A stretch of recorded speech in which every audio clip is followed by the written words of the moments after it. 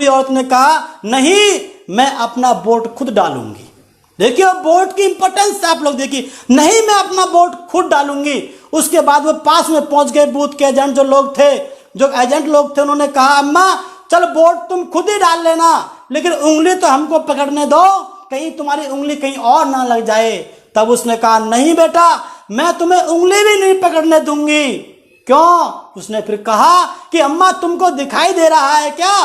बोले हाँ बेटे, यही प्रॉब्लम है कि मुझे दिखाई कम दे रहा है, मैं अपना हाथ भी रोक लूंगी लेकिन मुझे यहाँ पर सारी मशीन में धुंधला धुंधला दिखाई दे रहा है। बेटा मुझे तू सिर्फ ये बता दे कि हाथी वाला बटन कहाँ है, मुझे सिर्फ हेल्प करनी है। उसको भी उस बूढ़ी औरत ने गौर से देखा और देखने के बाद तब उसने कहा कि हो सकता है ये मेरी जिंदगी का आखिरी वोट डालना हो, मैं अपनी आखिरी वोट भी अपनी बहन मायावती को वोट अपना दे करके मैं साथियों शांति से मरना चाहती हूं।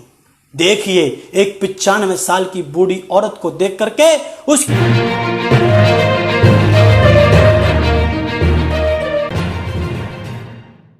वो बाद में मिलेगा आपको सम्मान, लेकिन पहले आपको अपमान को झेलना पड़ेगा और सम्मान को आपको खुंटी पे टांगना पड़ेगा, तब जाके साथियों आप निकल पाओगे अपने घर से। क्योंकि हालांकि जब आप किताब पढ़ते हैं बाबा साहब की एनहेरिटेशन ऑफ कास्ट बुक को पढ़ते हैं तो उस सबसे पहले चैप्टर में यही बात कहते हैं कि इस दुनिया का सबसे पवित्र काम जो होता है वो समाज के लिए सेवा करने का काम होता है। तो आपको साथियों आपको अपमान को सबसे पहले आपको इस पे ध्यान देना होगा कि अगर मेरा अपमान भी होता है तो तब भी मैं घर बैठने वाला नहीं हूं, मैं वापिस आने वाला नहीं हूं, हिम्मत तोड़ने वाला। के पास अपने बूथ का जहां पे आप काम कर रहे हैं, हर एक आदमी का किसी न किसी बूथ से संबंध होता है, उसका आपके पास रिकॉर्ड होना चाहिए कि उस बूथ पर किस किस समाज के लोग हैं, कितना कितना उनका वोट है, टोटल वोट कितना है। ये बातें साथियों आपको जानकारी होनी चाहिए, वहां के लोगों की प्रॉब्लम्स क्या है। क्योंकि साथियों ये कोई जाति विशेष का मामला नहीं है, ये सब समाज का मामला है। अब बहुजन समाज पार्टी सब समाज की पार्टी है, तो सभी समाजों की जो प्रॉब्लम्स हैं उसके बारे में सामान्य साथियों आपको जानकारी होनी चाहिए, उसके डाटा आपके पास में होने चाहिए। ये भाई कौन वोट है, कैसे है, जैसे कि हमने आगे बताया बीएलओ से संबंधित जो जानकारियां हैं, वोट को कटवाना है, जुड़वाना है, ये इस प्रकार की जानकारियां आपके पास सामान्य साथियों होनी चाहिए।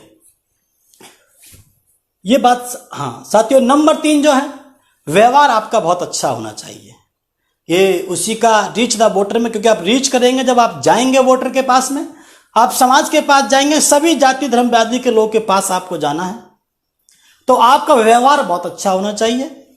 बड़ों के लिए आपके अंदर सम्मान होना चाहिए, छोटों के लिए प्यार होना चाहिए, ये कॉमन बात है, आप अच्छी तरह से जानते हैं। साहब कांसीराम जी के विचार क्या थे साथियों बूथ को लेकर के। साथियों साहब कांसीराम जी ने कहा कि किसी भी पार्टी की, किसी भी पॉलिटिकल जो पार्टी होती है उसका सबसे बड़ा जो बेस होता है वो बूथ होता है। अगर आपने बूथ को जीत लिया तो आप साथियों विधानसभा को जीत सकते हैं, लोकसभा को जीत सकते हो, आप सफल हो सकते हो। तो मिशन मूवमेंट की जानकारी देनी है, आप जानते हैं मिशन मूवमेंट की जानकारी, आप लोग महापुरुषों के बारे में आपको बताना है। मिशन के लिए किसी आपको गोल है, आपका उद्देश्य है, आपका उसके लिए आपको मूवमेंट करना है, इसको मिशन मूवमेंट कहते हैं, उसकी आपको जानकारी देनी है महापुरुषों की सम्मानित साथियों। दूसरी बात, जो और भी साथी लोग होते हैं उनको आपको देश के बारे में, समाज के हालात के बारे में बताना है, उनको बताना है कि किस प्रकार से अन्य जो पार्टीज हैं वो किस प्रकार से इस देश के अंदर जो है देश को बर्बाद करने की तरफ जा रहे हैं। जैसे कि सत्ताधारी पार्टी बीजेपी की सरकार चल रही है, यही काम साथियों कांग्रेस ने भी किए थे। आपको सबसे पहले तो आपको ये बताना होगा कि कांग्रेस और बीजेपी एक ही थाली के चट्टे बट्टे हैं। ये मान्य बहन जी भी कहा करती हैं कि ये लोग जो हैं इसी प्रकार। बाबा साहब ने जो अपने 4 बच्चों की आहुति दे दी, जवान पत्नी को खपा दिया, अपनी पूरी जवानी खपा दी, अपना पूरा दिमाग खपा दिया, किसी एक जाति विशेष के लिए नहीं।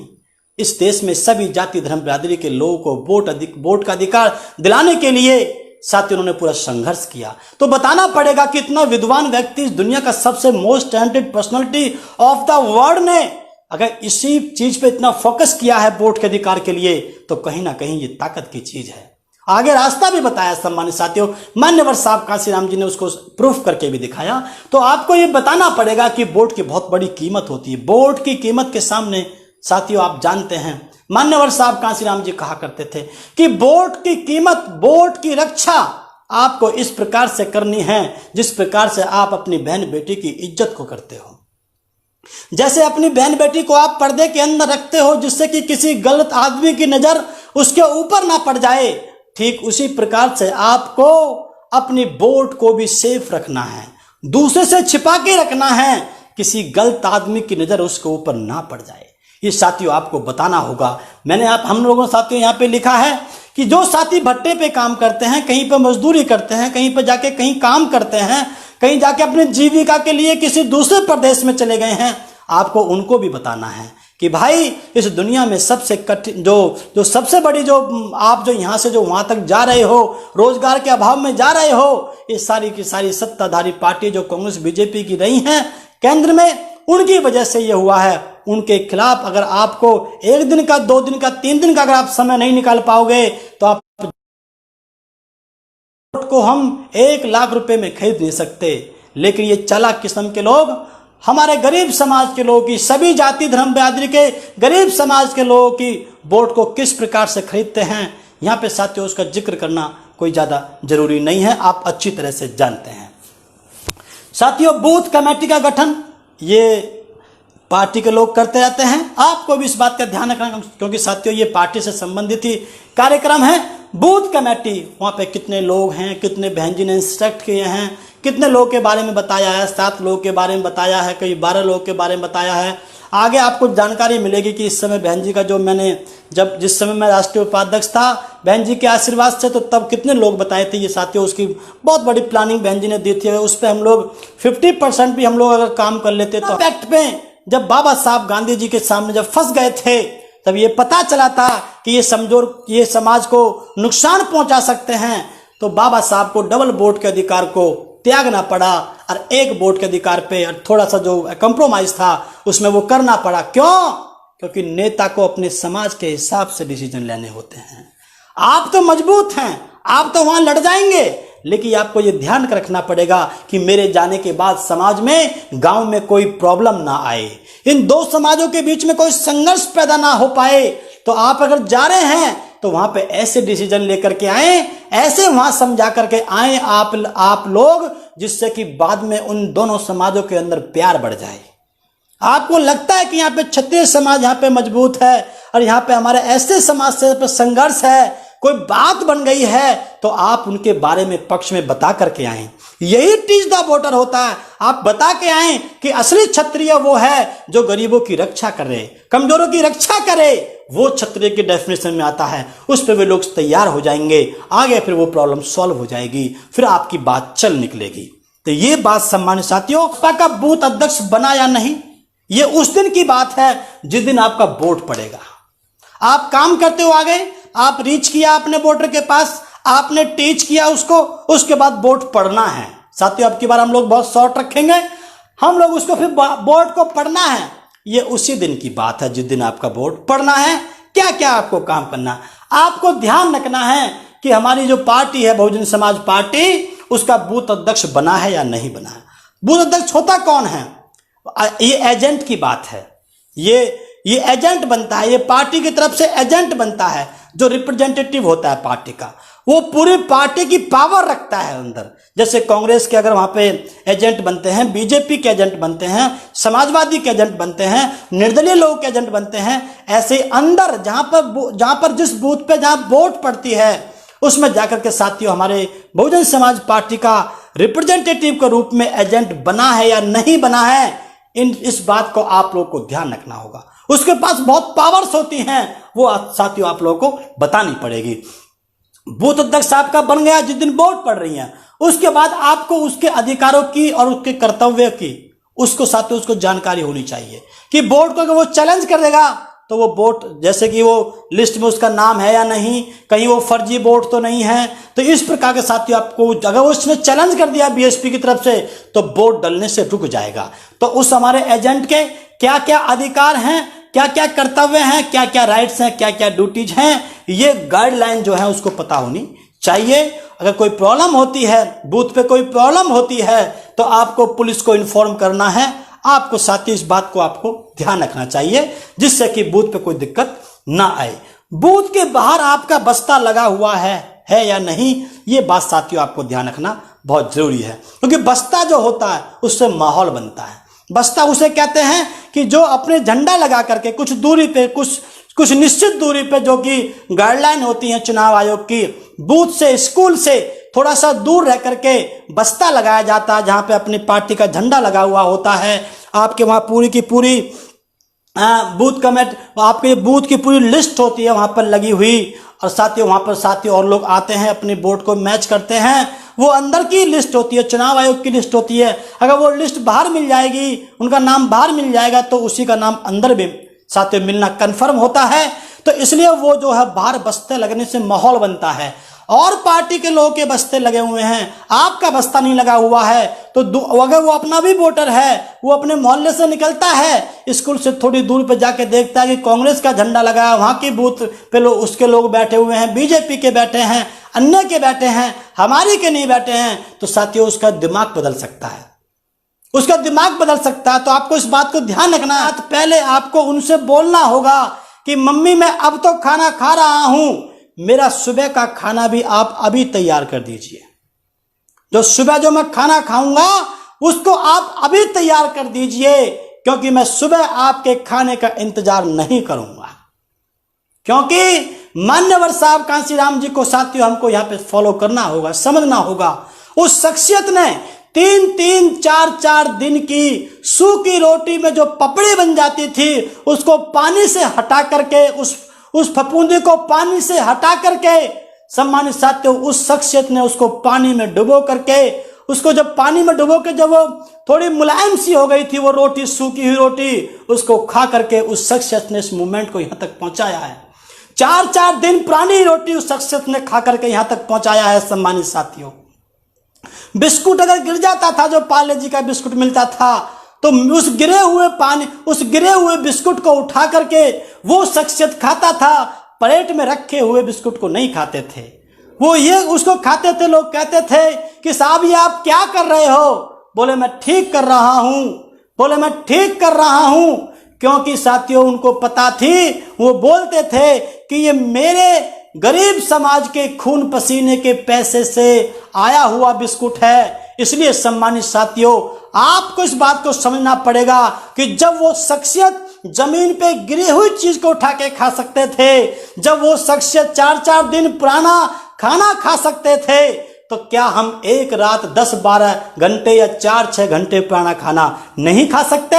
जाकर के आपको समझाना है कि मेरे भैया, आप लोग मेरे कहने से वोट डाल के आओ, बाद में आके आप ताश पत्ता खेल लेना। आपकी टीम निकलेगी, 10-20 लोग की टीम निकलेगी। आप अपने बूथ पे सबसे पहले वोट डालने के बाद आप फ्री हो जाओगे। आप 2012 में 500 से लेके 5000 वोट के अंतर से हम लोग 125 सीट हारे थे। 500 से लेकर के 5000 वोट कम मिलने की वजह से 2012 में हम 125 सीट हार गए थे। सम्मानित साथियों, हमको मिली कितनी थी? 80 सीट।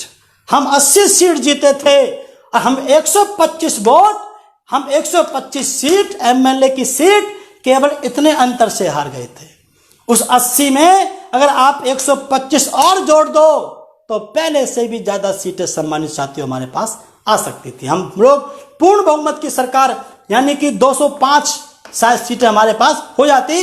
पिछली बार 2007 में 206 आई थी, तो इसमें 2005 आ जाती। मतलब हम लोग पूर्ण बहुमत की सरकार सम्मानित साथियों हम बना रहे थे। लेकिन क्या केवल 500 से लेके 5000 के वोट से हम लोग हार गए थे।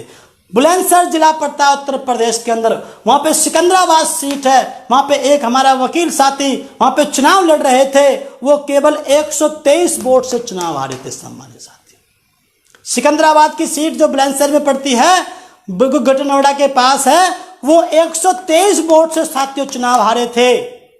आप जानते होंगे।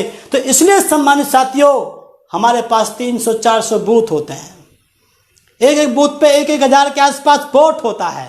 तो साथियों अगर एक वोट भी एक बूथ पे पड़ता, 2 वोट एक बूथ पे पड़ते, तो हमारे कितने कवर हो जाते। वो कौन लोग हैं एक 2 वोट नहीं डाल पाते हैं, 5-5, 10-10 वोट हमारे हर बूथ पे रह जाते हैं। वे कौन लोग हैं? जो या तो भट्टे पे कहीं बाहर काम कर रहे हैं, कहीं मजदूरी करने के लिए चले गए हैं, या कोई ताश पत्ता खेल रहा है, कोई ये कह रहा है कि मैं पहले जाकर भैंस का चारा लेकर के आ जाऊं, उसके बाद शाम तक का टाइम है, आराम से आके डालूंगा।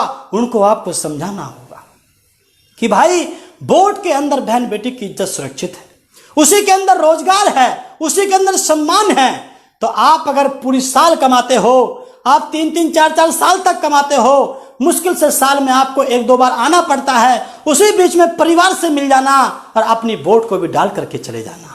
आपको इस बात को जारी है कि एक बूथ और 25 यूथ के पास एनर्जी होती है, और जो हमारे बड़े पुराने बुजुर्ग होते हैं उनसे हमको अनुभव लेना होता है। तो एक बूथ और 25 यूथ का कॉन्सेप्ट आदरणीय बहन जी ने दिया था, इसको साथियों समझने की हमको जरूरत है। अगर हमने 25 यूथ अगर हमने तैयार कर लिया, या 25 लोग हमने तैयार कर लिए एक बूथ पर, तो सम्मानित साथियों एक परिवार में कम से कम 4 लोग तो एवरेजन होते हैं, 6-6 भी होते हैं, 5-5 भी होते हैं, कहीं 3-3 भी होते हैं, लेकिन 4 लोग एवरेजन होते हैं। और साथियों अगर ये 4 लोग एक साथ वोट अगर ये परिवार वोट डालता है तो 100 वोट तो इन्हीं हमारे 25 यूथ का हो गया। 25 यूथ का यहाँ पे 100 वोट हो गया। अगर वो 2 परिवार को भी सम्मानित साथियों तैयार करते हैं अपने परिवार को छोड़ करके, क्योंकि उनका काम है, उनको ड्यूटी बताई गई है, तो सम्मानित साथियों इस प्रकार से उनका वोट बढ़ करके 400 हो जाएगा। इसी प्रकार से सम्मानित साथियों कुछ वोट जो कैंडिडेट और पार्टी का भी होता है, 50-60 वोट पार्टी का कैंडिडेट का अपना पर्सनल भी होता है। इस प्रकार से 350 से लेके 400 वोट हम एक बूथ पर सम्मानित साथियों बहुत आराम से तैयार कर सकते हैं। ये प्लानिंग आदरणीय बहन जी ने हमको दी थी, और उसके बाद एक बूथ पर सम्मानित साथियों लगभग अगर 1000 वोट होता है एवरेजन, किसी पे 850 भी होता है, किसी पे 1200 भी होता है, किसी पे कम किसी पे ज्यादा होता है। उसी प्रकार से आप लोगों की संख्या को आप लोग समझ सकते हो। 25 के साथ वो 2 परिवार के साथ साथ वो जो है फिर वो और ज्यादा परिवार को समझाए, सभी जाति धर्म बिरादरी के लोगों को समझाए कि इस देश में उन लोगों से नुकसान सबको हो रहा है। तो इस प्रकार से सम्मानित साथियों हमारे पास लगभग 350 से 400 वोट तो इसी प्रकार से बनता है, और 3-4 पार्टी साथियों दौड़ में होती हैं। तो इस प्रकार से हम लोग आराम से अपने बूथ को हम लोग बिना कुछ खास प्रयास किए बगैर भी थोड़ा थोड़ा जो हम बहन जी जो बोलती हैं उसके हिसाब से साथियों हम लोग समझें। हमारे यार दोस्त होते हैं, हमारे रिश्तेदार होते हैं, और जाके आपको दोस्ती होती है आपके अन्य समाजों में, वहां पे जाके समझाओ कि भाई जातिवाद से ऊपर उठ करके देश के हित में आप लोग डिसीजन लो। आदरणीय बहन जी सभी जाति धर्म बिरादरी के लिए काम कर रही हैं। तो साथियों इस प्रकार से आप अपना बूथ आराम से जीत सकते हैं। आप मजबूत लोग चुनाव हारे हैं, हिम्मत नहीं हारे हैं। ये मत देखो कि मैं कितनी बार गिरा हूं, ये देखो कि मैं गिर के कितनी बार उठाऊं। साथियों ऐसे मोटिवेशनल बातों को आपको समझना होगा, सुनना होगा, और उसको साथियों आप लोगों को पढ़ना होगा। ऐसे महापुरुषों को आपको पढ़ करके और सर्वजन हिताय सर्वजन सुखाय के आधार पर जो बहुजन समाज पार्टी है उसको आपको सरकार फिर से बनानी होगी। 2022 में आपको सरकार फिर से बनानी होगी और काम करें। मैं अपनी वाणी को बयान देता हूं। जय भीम, जय भारत, जय कांशीराम, जय बसपा। धन्यवाद।